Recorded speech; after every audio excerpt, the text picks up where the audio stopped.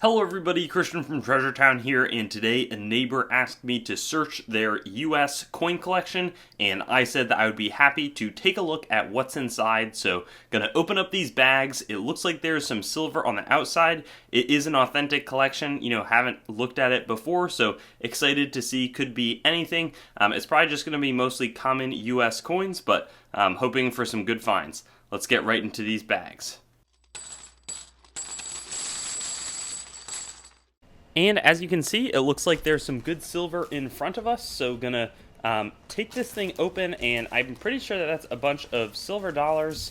There's also looks like some more 90%, possibly some clad stuff in the mix here. But I guess start maybe with this batch because I see some clad edges and some non-clad.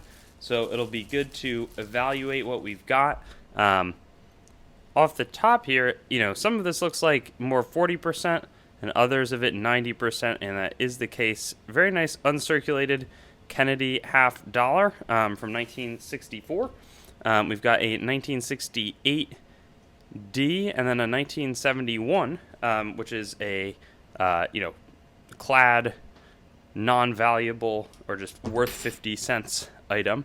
Right here, we've got another toned 1964. I actually really like the fiery toning on that one. Maybe was sitting on the end of a roll or something like that. We've got a 1972.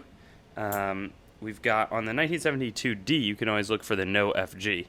But I don't think that that's something to look for in the regular 1972. 1969D, another 1972, 1967, some more silver, and a 1965. So pretty good start on that front. We've got, $2 of non-silver and then a dollar face in 90%, and silver's been doing pretty well as of the filming of this video, just around the SVB collapse. But it looks like a mix here of some quarters. There's a 1977, which is going to be, not a okay, lots of this looks like just normal quarters, but we'll get a sense right here. It looks like this one will be silver, 1962. We've got a 1963, very nice. 1988's normal. 61, again, 1964 and back is what we're looking for here to pick up some more 90% silver. That would be the last year, 1964. There's a state quarter, Oregon. 65 is going to be the regular clad. Here's a 1958, very nice. There's some interesting state quarter errors that you can look for. I've got videos on lots of them, but 1964 quarter, good news. More 64s here. 1963, and let's see, a 48, 1964, and 1960. So another good outcome, more pocket change, but also a decent bit that looks like another $2.75 of 90% silver, which is very nice. And then again, gonna add to our little clad pile.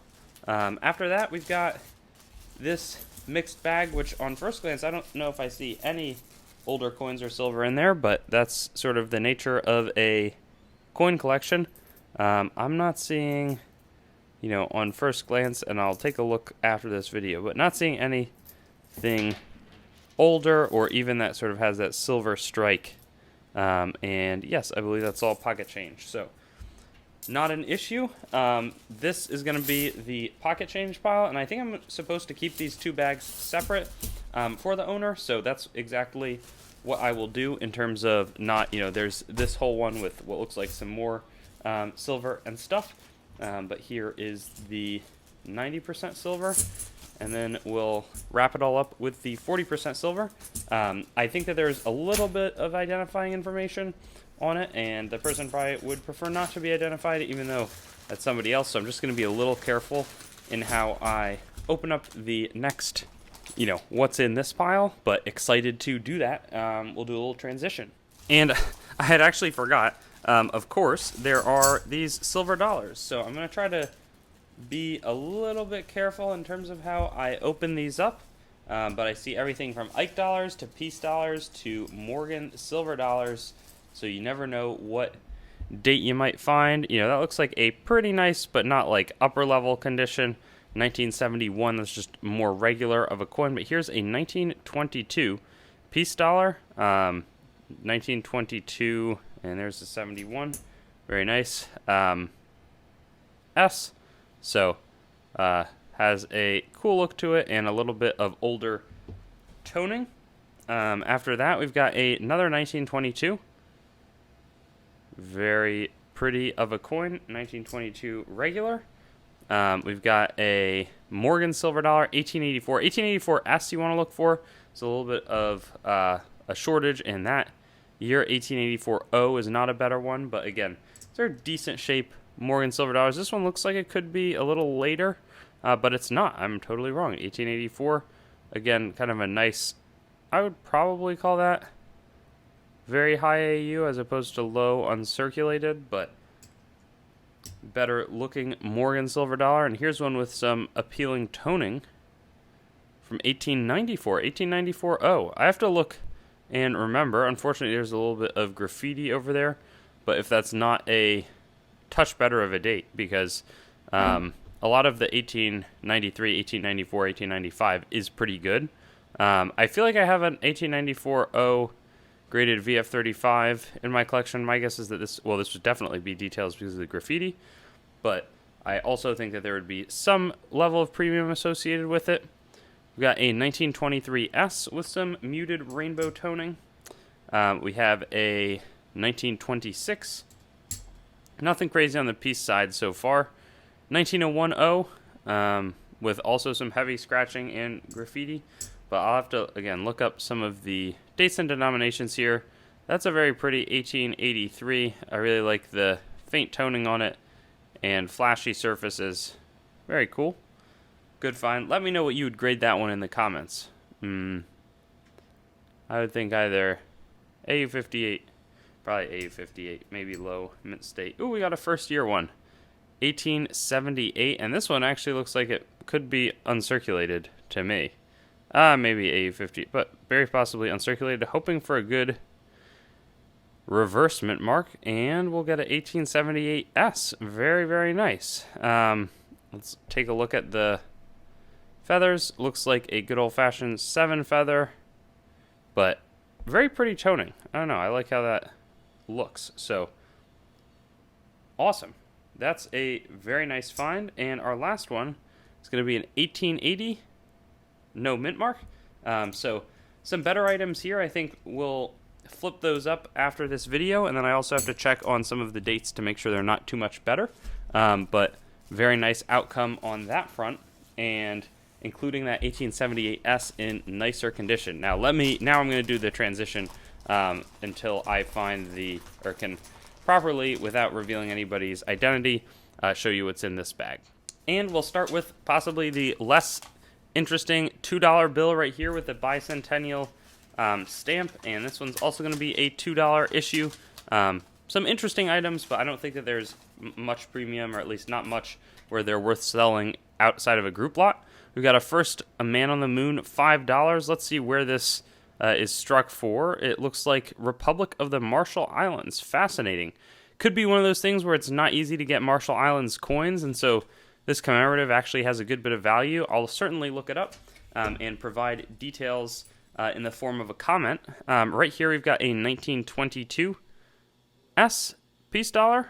Nice date. And a 1922 D. So, it's not a better date, but it just has a very decent look overall to it. Looks like we've got a bit more common. Really what you look for outside of some of the double dies, on the doubled dies on the 1930s, the 1934, is going to be the 1932 and 32D and 32S. Excuse me. I think 43, pretty sure, also has one. But one nice thing is that a lot of the doubling is often pretty clear if your coin in fact possesses it. Yeah, just wanted to check and make sure. I don't think that's the case on that one. But often I'll go back over. There's another pocket change item and some more silver. Very nice. We've got 2 Indian head cents, so can look for different repunch mint marks or any of the better dates, any of the earlier ones. 1907, not repunchment. There are repunchment marks. I was thinking more repunch dates, though, as I was saying that. 1942 Mercury dime. Want to check if there's the 42/41, which there is not. We've also got a 47. Let's see. 58D, 53, 36, 51, and 60. So nothing crazy on that front. Next up, we've got, I have not seen, we got an old envelope of, looks like something in a napkin, which could be better, and a fun toned 1963 Franklin half-dollar, 1963D. We've got a 1961 with a touch of PVC on the mouth, a 1961D. Another uncirculated 1964, and the Denver mint mark is not present. 1957D. Again, you can look for that mint mark for Denver above the bell. 1954D and 1953. The Franklins and the Kennedys, it's going to be really varieties is what's going to make those rare. I'm really interested in this reveal, though. It could be something crazy, but it's not. It's going to be a 1966. Let's check for evidence of chin doubling, though I think that's in the SMS. Not going to be there. So some more 90%. Let's see. This envelope, nothing. Let's see. This envelope is sealed. I'm going to break it open. I feel a coin right here. And let's see. I don't want to rip. Okay, because it... is there something on the inside? No, I can... Let's see what this is. Ooh. And wow. We've got a S-Mint 1886 $5 Liberty Head gold coin quarter eagle. Fascinating. Super rare, or not super rare coin, and I'm not a great with the dates. I mean, this thing to me looks like a low AU probably. Let me know how you would grade that coin also. Very, very pretty item. There's probably been touched up a little bit at some point, but a very, very nice coin. And that's got to be the highlight of today. I think there's one more envelope, and I can hear a bunch of things rattling around. Incredible find. Wow. Awesome. Okay, so that's going to be, probably worth at least $450 or so. But it depends more on if there's, rarity in that date. And then it looks like this is not a, group of gold $1 coins or something. Looks like it's going to be Roosevelt and Mercury dimes. There's a 1920 something. Not going to have much of a premium, but always good to check. You really never know what you could find. That one looks like a Barber 1903 in very tough shape. And maybe that's a seated coin. It is. Seated Liberty dime.